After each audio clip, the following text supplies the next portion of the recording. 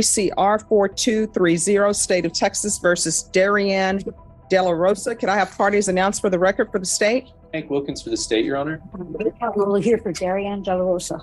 All right. You entered a plea on July 5th to the offense of robbery. According to the plea bargaining agreement, state is recommending. Quick breakdown here. Deferred adjudication basically means the court is pressing pause on a conviction. If Darianne does everything right in felony drug court, she avoids a permanent felony record. But if she slips up, that pause button gets unpaused, and she could be staring at serious prison time. High stakes already. Deferred adjudication. They're taking 2 cases into consideration, and you had a referral to felony drug court, and the court wanted a referral to the felony drug court and wanted a TAP evaluation done for this case. Have both parties had a chance to review the TAP evaluation? Yes, Your Honor. Yes, Your Honor. All right. Any objections to the TAP evaluation? No, Your Honor. All right. Well, it states here, probation felony drug court will accept her, correct? That is.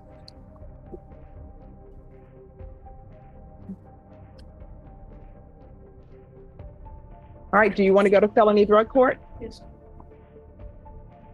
Do you have a place to stay? Yes. Who are you staying with? My grandmother. Who else stays with your grandmother besides you? My sister. And where's your mom? She's out of the family. CPS. Oh, CPS. Okay. And do you have any children? No. All right. That's a good thing. You got to figure out who you are. You're only 18. Wow. Only 18 years old and already facing felony robbery charges. This is the kind of moment that makes you wonder, is the system giving her a second chance too soon, or is this exactly the kind of lifeline young offenders need before it's too late? What do you think? Should courts show mercy at this age or crack down harder? I don't plan on having kids anyway. People say that, but all right, this is what the court is going to do. Court is going to sentence you to a $500 fine that will be probated. Take in consideration county court cause number 696-426, 696-428. I'm going to refer her to felony drug court and probation until she's accepted in felony drug court, because we got to keep an eye on her. If you all can do the field visits once every 2 weeks.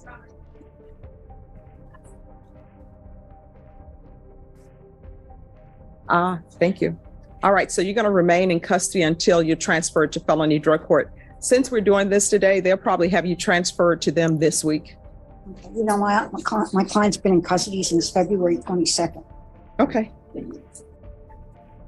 I understand, but it's for your own good. And you're dressed in red. I know sometimes people are in red because gang members, sometimes they're in red because of their age. Why are you in red? Because I worked out of my palm. See, we have rule problems here.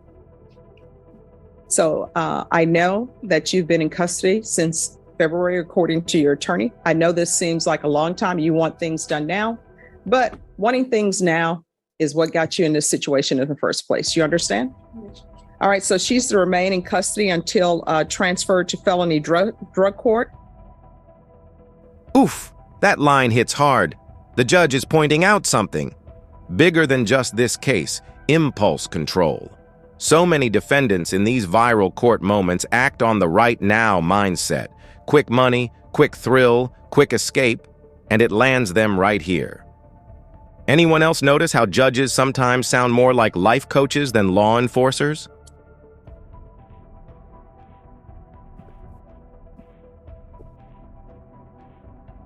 $150 hours of community service restitution. How far did you go in school? The 11th. Why didn't you graduate? Because I was being moved around a lot. All right.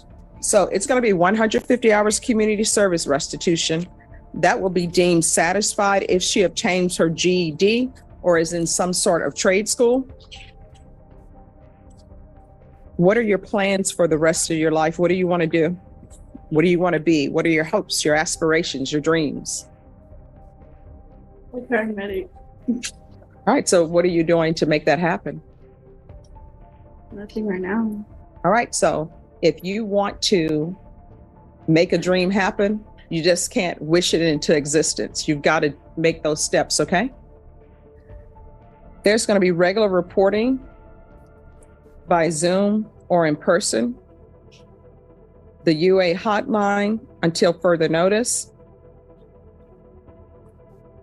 Field visits 1 time per month. And have you talked to your grandmother? Do you know if she wants you there? Yes. How do you know? Because I'm positive that she will want me there. Have you asked? No. People just make assumptions, you know. Sometimes grandparents will take you in because you're the grandchild, but you still need to ask permission, you understand?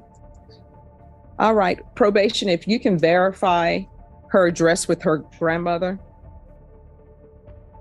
What is your grandmother's name? Minerva Delar Rosa. Minerva? Okay.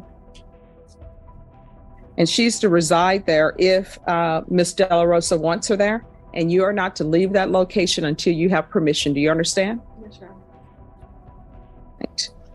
Proof of employment or full-time enrollment in school within 45 days of release. There should be no employment as a home health care provider or with minors. Probation, is there anything else she needs? Is there anything else you need from the court to be successful? All right, I'm showing you what's entitled Trial Court Certification of Defendant's Rights to Appeal. Did you review that with your attorney? Did you understand it? And did you sign it? Yes, sir. All right, because this is a plea bargain agreement, because I followed your plea bargain agreement, and because you waive your right to appeal, you do not have the court's permission to appeal. Do you understand? Yes, sir. All right. And Caroline, for some reason, here are the steps. Just one moment. Let me make sure. All right, that will be all. Good luck to you. Do better, okay? Thank you. All right, you informed the court that you're going to be living with your mother. Now I'm being told the answer to that is no. Why is that? And I don't have this on the record. So, because your attorney's not here, so where are you going to be staying? I'm sorry? All right, so did you not call your mom and ask her for permission? Your grandmother, did you not call her and ask for permission? All right, so here's the thing. In this court, honesty is always the best policy. Here's where the courtroom drama gets real. Darianne's not just on probation. She's walking a tightrope. One lie, one slip, and boom, 20 years behind bars. This is why in court, honesty isn't just the best policy, it's survival. Imagine being 18 and knowing every move you make could decide whether you get freedom or decades in prison. Understand? Yes. All right, so you're on probation. If you're not going to be honest, probation is not going to go well for you. And then what will end up happening, because this is a deferred case, and you're looking at 20 years in prison. Do you understand? Yes, sir.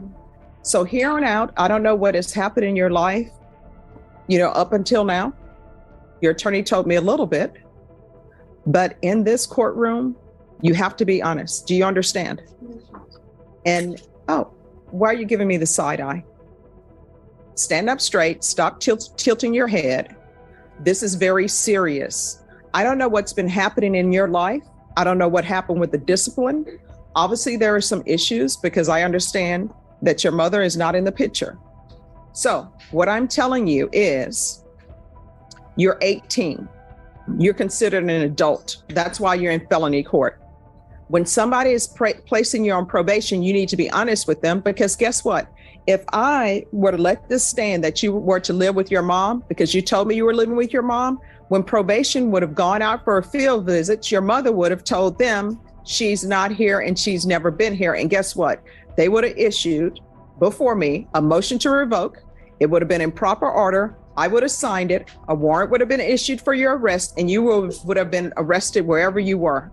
There are consequences for actions. So now that you're on deferred adjudication out of this court, you must realize everything you do has a consequence. If you don't do your conditions, consequence. And your consequence is potentially going to prison for 20 years. Do you understand? All right, probation. You can put her down for Haven for Hope, but felony drug court will probably help her with housing.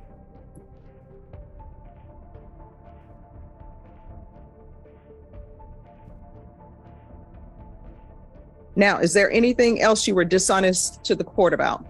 No. All right, from here on out, everything you do, you need to ask yourself 2 questions. Is this something that could result in me potentially going to prison for 20 years? If the answer is yes, don't do it. And then you say, is this something that maybe I could end up going to prison for 20 years? Then don't do it. You understand? Yes. All right, you can have a seat in the box. State, are you proceeding on the indictment as presented? No, Judge, can we, the state waives and bans counts control. Any objection? No objection.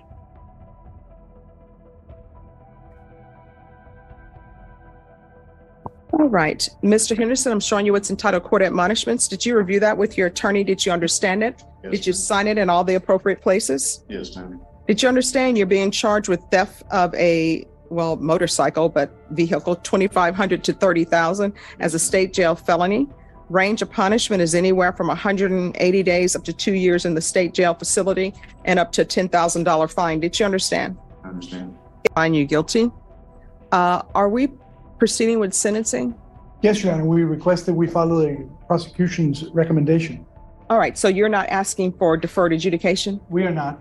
All right. All right, Mr. Henderson, are you employed?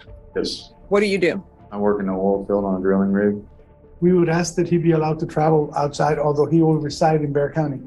All right, do you have any children? I do. What are their ages? 17 and 16. And do they live with you or with their mom? They live with their mother. Okay. I get custody of them when they're not in school. However you want to put that. All right, you've been to prison before? No, man. Jail before? I've been to jail. All right, for what? Petty theft and DUI. All right, and what's up with these tattoos? Bunch of stuff when I was younger. Just I've grown out of it all. All right, what's with the arm that's covered in the black ink? Yeah, that's a whole bunch of cover-ups. Who did that cover up? I had a friend of mine do that.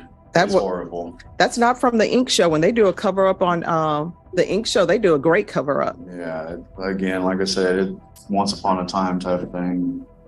I've grown out of all that. And what's the tattoo on this side? It's just a bunch of like Greek mythology stuff. And again, younger. Oh, well, who is that supposed to be? I can't tell. The Mary Magdalene. She's not a part of Greek mythology, is she? I don't think she is. No. But the rest of it is just. Okay. Like I said, I was a lot younger and a lot dumber. It's not his fault. He's from Indiana. Wow.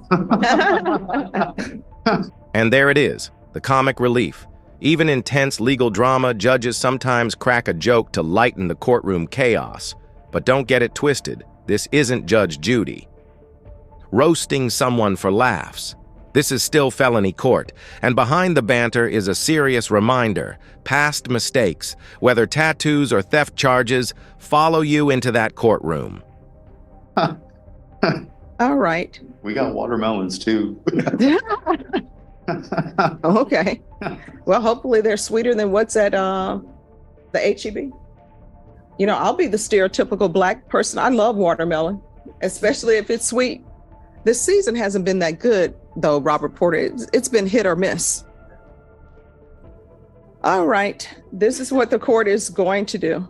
The court will find you guilty. The court will sentence you to 2 years in the state jail facility, suspended and probated for 4 years, 200 hours of community service restitution, probation. Since he's going to be working in the all fields, if he wants to pay that off at $7.25 per hour to the San Antonio Food Bank or some other charity that the court would approve of, you can do that as opposed to the community service hours. Okay. The theft course, the MRT course. There's to be regular reporting by Zoom or in person, regular UAs, or you can do the patch. And usually the patch doesn't work in all fields, but probation can go over that with you. There's to be no contact and restitution, if any, to Brennan Perkins. And we'll do field visits 1 time per month, probation, and you can just check to see how things are at the home and make that one visit a random visit. And if you think he needs more, then you all can do it as needed. Proof of employment within 30 days. There's to be no employment as a home health care provider or with minors. And probation, if he's working in the all fields, then he's allowed to work in the all fields. Probation is, does he need anything else? Do you need anything else from the court to be successful? No. Showing you what's entitled Trial Court Certification of Defendant's Rights to Appeal. Did you review that with your attorney? Did you understand it? And did you sign it? Yes, ma'am. Because this is a plea bargain agreement, because I followed your plea bargain agreement, and because you waive your right to appeal, you do not have the court's permission to appeal. And because this is a felony conviction, you're not allowed to own or possess any weapons or ammunition. If you have a question over what a weapon or ammunition is, you'll need to speak to an attorney. Do you understand? All right, we can go off the record. The MRT course is supposed to teach you how to do what's right. That's moral recognition therapy. Yes, Yeah, but you I've heard of it. should know the difference between right and wrong. How old are you? I'm 39. It's time to stop the foolishness. Otherwise, you're going to find yourself